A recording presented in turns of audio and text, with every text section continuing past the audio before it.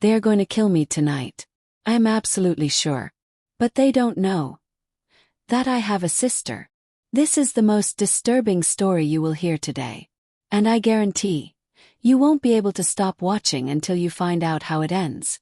Margaret was 81 years old when she discovered that her own children were planning her murder. But what they didn't know is that she had an ace up her sleeve that no one would ever imagine existed. An identical twin sister, separated at birth, who no one ever knew existed.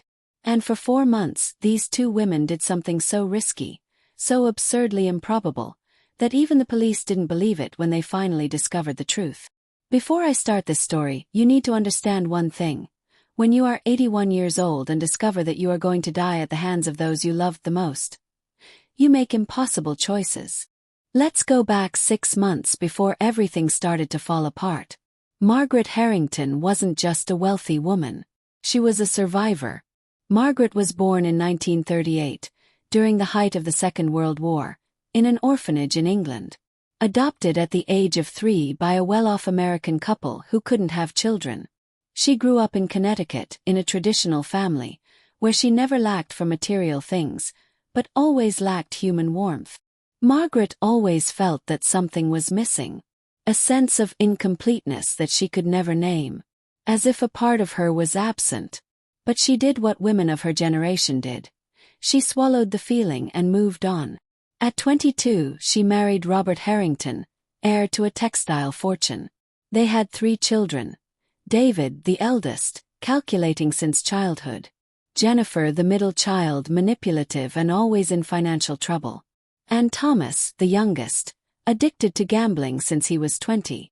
Robert died in 1995 from a sudden massive heart attack. He left Margaret with a fortune valued at $23 million. Properties, stocks, investments, and 3 adult children who had never managed to build anything on their own. But Margaret was not naive. She knew exactly who her children were. The problem was that she still loved them. And that was her first mistake. In 2018, already 80 years old, Margaret began to notice worrying changes. Her children were visiting more. Much more. Always together. Always whispering. Always with lawyers, documents, conversations about succession planning. And then, on a night in March of 2019, everything changed forever. Margaret wakes up at 3 in the morning. Thirsty. She goes down to the kitchen of her mansion. The house is silent, but there is a light on in the first-floor office. She approaches barefoot. The door is ajar, and then she hears it. The voice of David, her eldest son. Mom has 10 more years at most. Maybe 5. We can't wait that long. His voice was cold. Calculating. Margaret froze in the hallway. Jennifer responds. What if she changes the will? What if she leaves everything to that ridiculous charity she loves? Thomas, always the most direct. We need to act. The older she gets, the more unpredictable she becomes. And then Margaret heard the 4 words that destroyed her world. It has to look natural. Margaret Harrington had just discovered that her 3 children were planning to kill her. Now you must be thinking, call the police. Report them. Run away. But here is the brutal truth about this type of situation. Margaret had no proof. 0. Only what she had overheard. And her children were smart. Respected. She would be seen as a paranoid old woman. Margaret spent the next few days pretending normalcy. But every meal became a test of survival. Every cup of tea was analyzed. Every pill was checked. She discreetly hired a private investigator, a former policeman named Marcus Webb. And Marcus found things. Terrible things. Jennifer had debts of $700,000. Thomas owed $2 million to dangerous loan sharks. David had embezzled funds from his own company and was under investigation. They all needed money. Urgently. And Margaret was the only thing standing between them and financial catastrophe. But then something happens that no one expected. On an April afternoon, Margaret receives an email. An email that would change everything. The email was from a genetic genealogy company. Margaret had taken a DNA test months earlier, curious about her origins, as she was adopted. The result showed something impossible. She had a first-degree relative DNA match. Not a cousin. Not a half-sibling. A 100% match. Margaret had an identical twin sister. Imagine discovering at 80 years old that you have had a sister your entire life. That feeling of incompleteness, that inexplicable void, had a name. It had a face. The genealogy company provided basic information. The sister was named Eleanor Walsh. She had also been adopted. She had also grown up in the United States, but in Oregon. She had worked as a nurse her whole life. Widowed. Childless. She lived alone in a small house in Portland. Margaret made the call that would change both their lives forever. And when Eleanor answered, when the two spoke for the first time, there was instant recognition. As if each were speaking to a part of herself that had been torn away at birth. Eleanor had the same voice. The same mannerisms. The same expressions. They talked for 6 hours on that first call. They cried. They laughed. They discovered absurd coincidences. Both were left-handed, both were allergic to seafood, both played the piano. But Margaret didn't call just to reconnect. She called because she had an idea. An absolutely insane idea. Margaret proposed something that Eleanor initially thought was senile delusion, to switch places. The proposal was objective and terrifying. Eleanor would come to Connecticut, assume Margaret's identity, and live with the children. Meanwhile, Margaret would go to Oregon to Eleanor's house, and from there coordinate with a private investigator to gather evidence against her children. "They are planning to kill me," Margaret said. "And the only way to prove it is to make them act. But I can't be here when they do." Eleanor remained silent for long minutes. And then she said the bravest thing an 80-year-old woman could say. "When do we start?" For 2 weeks they prepared. Margaret flew to Portland. They stayed together, studying each other like actresses preparing for the roles of their lives. Because that was exactly what it was. The role of their lives. Literally. Eleanor learned about Margaret's life. Names, dates, family stories. She studied old photos. She memorized the layout of the mansion's furniture. She practiced Margaret's signature 1,000 times. She learned her habits, her tastes, even the specific way she folded napkins. Margaret did the same. She learned about Eleanor's simple life, her routine, her neighbors, her small, cozy house that was the complete opposite of the oppressive mansion in Connecticut.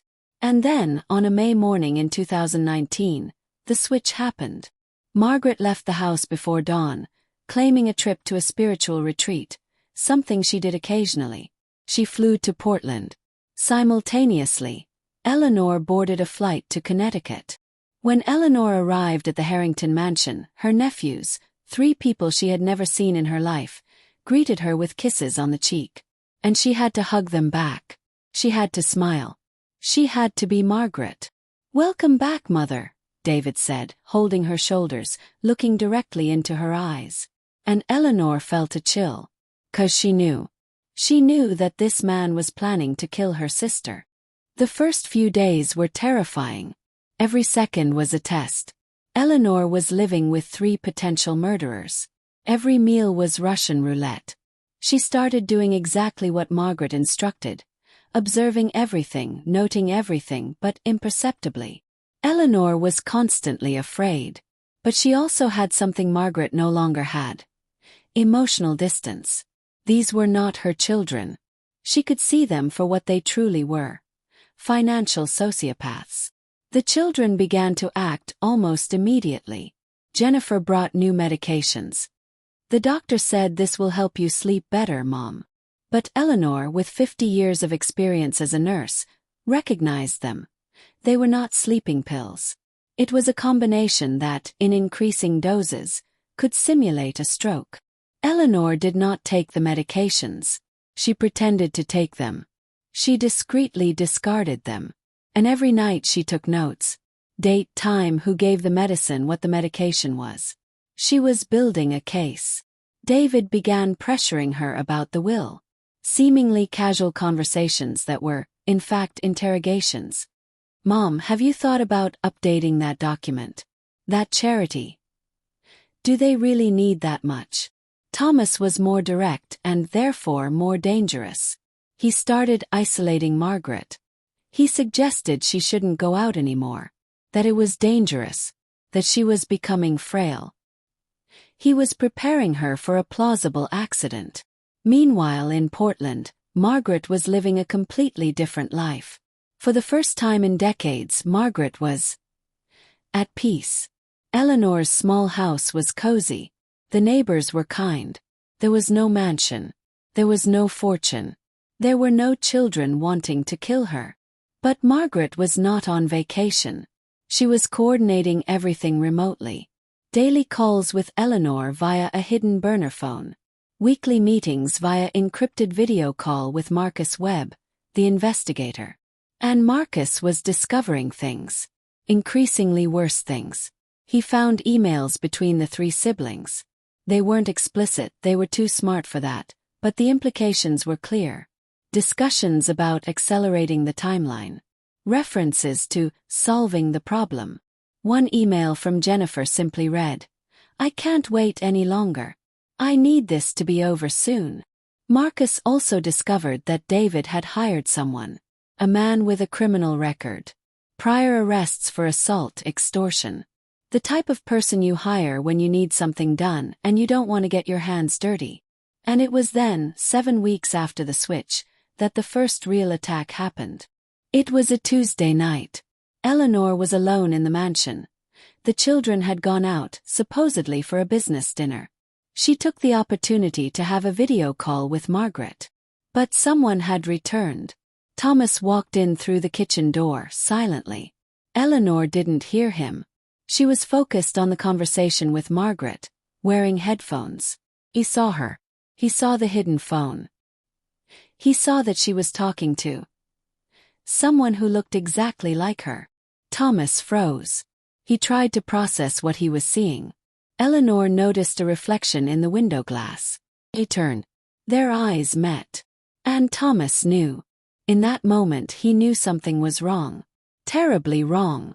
Eleanor reacted by instinct. She was a nurse. She had spent decades dealing with emergency situations.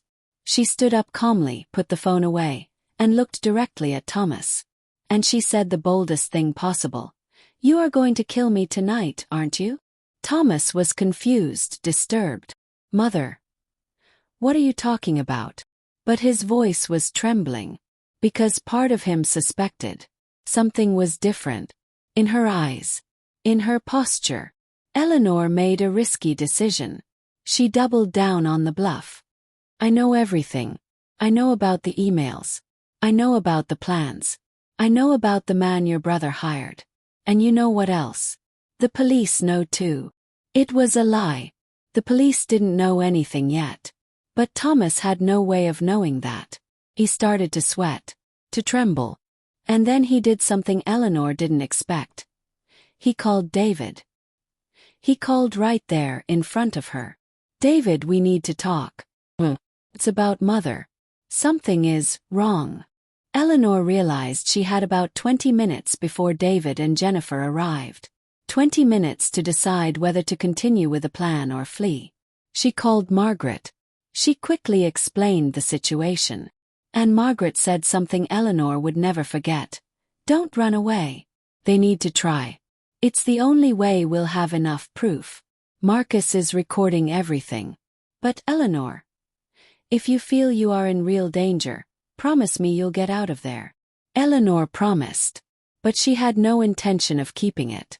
Because she knew that if she ran now, Margaret would never be safe. The children would continue hunting. They would continue planning. She needed to finish this. David and Jennifer arrived in 15 minutes. They burst through the front door like a hurricane. Thomas was in the office with Eleanor. The tension in the air was palpable. "What is going on here?" David demanded. "Thomas says you are acting strange. That you were talking to someone on the phone. Someone who looked like you."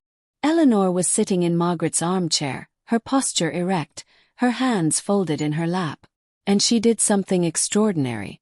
She smiled. A cold, calculated smile that none of them had seen before. "The three of you are truly stupid," she said calmly. "Did you think I didn't know? Did you think a mother wouldn't notice when her own children were planning to kill her?" The silence that followed was deafening. Jennifer was the first to react. "Mother, you are delusional. We need to call the doctor. You are not well." Eleanor stood up. She walked to the desk. She opened a drawer. She pulled out a thick envelope. And she threw it onto the table. "Inside are copies of all your emails, records of your debts, proof of the transfers you tried to make from my account without authorization, and the full name of the man David hired to kill me." David paled. Where did you get this?" Eleanor continued. "You have two options. Option 1. You leave this house now, renounce any claim to the inheritance, and I don't take this to the police. Option 2. I call Detective Webb, who has been waiting for my call for exactly," she looked at her watch, "7 minutes, and the three of you go to jail for attempted murder and conspiracy." It was Jennifer who broke. She was always the most emotional. "We don't have a choice. You don't understand. I'm going to lose everything. They will kill me if I don't pay. And you thought killing your own mother was the solution?" Eleanor's voice was sharp as glass. "You don't deserve a penny of this fortune. None of you do." David tried one last bluff. He stepped closer, attempting to intimidate. "You won't do this. Because if you do, everyone will know what kind of mother you were. What kind of person you are." And it was in that moment that Eleanor revealed the final trump card. She picked up another document. And she read aloud.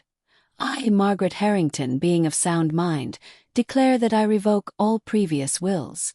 My fortune shall be divided as follows: 50% to the St. Mary Charity, 25% to my sister Eleanor Walsh, and 25% to be divided equally among my 3 children, provided that none of them are convicted of a crime against me." The word sister dropped like a bomb. The 3 of them were paralyzed. "Sister," David whispered. "You don't have a sister." Eleanor smiled again. "Oh, but I do. An identical twin sister. And she's doing just fine, thank you for asking. In fact, she's in Oregon, living my life while I've been living hers for 8 weeks." The realization began to dawn on their faces. Thomas was the first to understand. You're not our mother." "No, I am Eleanor Walsh, retired nurse, Margaret's twin sister, and a witness to all your attempts to murder my sister over the past 8 weeks." Panic set in. Jennifer started crying. Thomas went white. David tried to run for the door, but it opened before he reached it. Marcus Webb walked in, accompanied by 2 Connecticut police detectives. "Good evening.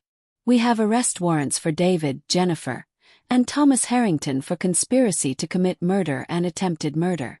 In the days that followed, the story exploded in the media. 2 81-year-old twin sisters who switched places to expose a murder plot. It was something out of a movie. But it was real. Painfully real. Margaret returned from Oregon. The 2 sisters met in the mansion, now empty, now silent. And for the first time in 2 months, they could breathe. Eleanor described every moment. Every medicine she refused. Every conversation she recorded. Every time she was afraid. And Margaret held her hand and cried. She cried for the children she lost. Not to death, but to greed. The trial lasted 7 months. The evidence was overwhelming. Emails, recordings, testimonies. The man David had hired made a deal with the prosecution and revealed everything. The plan was simple. Make it look like Margaret had fallen down the stairs. A tragic accident. An elderly woman who stumbled during the night. David was sentenced to 20 years in prison. Jennifer to 15. Thomas to 12. They had the right to appeal, but the evidence was irrefutable. During the trial, Margaret had to testify.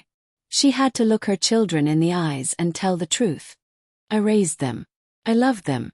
And they betrayed me in the deepest way possible. They didn't just want my money. They wanted my life. But the story doesn't end in tragedy. It ends with something unexpected. Redemption. Not for the children. For the sisters. Margaret and Eleanor decided to live together. Not in the oppressive Connecticut mansion. They sold it. They bought a comfortable house on the coast of Maine. Place where they could hear the sea. Where they could finally just be sisters. Margaret donated most of her fortune. She kept enough to live comfortably for the rest of her life. The rest went to charities, disease research, shelters for adopted children. And the two sisters who were separated at birth, who spent 80 years unaware of each other's existence, finally had the chance to live the childhood they never had. They spent their days talking, remembering, discovering coincidences. Discovering that they had always been connected, even without knowing it. 3 years after the switch, on an autumn afternoon, they were sitting on the porch of the house in Maine. The sun was setting over the ocean. Eleanor looked at Margaret and said, "Do you think it was worth it? All the risk, all the fear." Margaret held her sister's hand. And she replied, "I lost my children. But I found my sister. I found the part of me that was missing my entire life. Yes, it was worth every second." And that is the most extraordinary part of this story. It is not about the betrayal. It is not about the money. It is about two women who, at 81, discovered that family is not who shares your blood. It is who would be willing to risk their life for you. Eleanor risked everything. She spent 2 months living with people who wanted to kill her sister. She took fake medication. She pretended to be someone she wasn't. All to save a person she only met weeks before. But who was literally the other half of her. Margaret is 84 today. Eleanor is 2. They still live together in Maine. They still talk for hours. They still discover new things about each other. And when asked about her children, Margaret replies, "They made their choices. Made mine. And I chose to live." The children tried to make contact a few times. Letters from prison. Requests for forgiveness. Margaret read them all. And she only replied once with a short letter. "You killed your mother the moment you decided to kill me. The woman you knew died that night. The woman who survived no longer has children. Just a sister." The story of Margaret and Eleanor teaches us something profound about human nature. About how greed can destroy even the most sacred bonds. But also about how love, even discovered late, can save lives. Because in the end, Margaret was not saved by the police. She was not saved by the investigator. She was saved by a woman she didn't know existed. A woman who looked at her and saw not a stranger, but a reflection. A woman who said, "You are my sister. And I won't let anyone hurt you." And that promise, made by one 80-year-old woman to another, was stronger than any murder plot. Stronger than greed. Stronger than betrayal.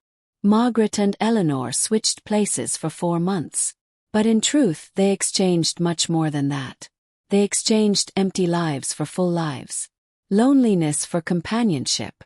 Fear for courage. And today, when you pass by their house in Maine, if you're lucky, you might see them on the porch. 2 identical women, sitting side by side, watching the sunset. And if you didn't know the story, you would think they are just 2 elderly sisters enjoying the end of their lives together. And you would be completely right. 'Cause that is exactly what they are. 2 sisters. Finally together. Finally complete. Finally home.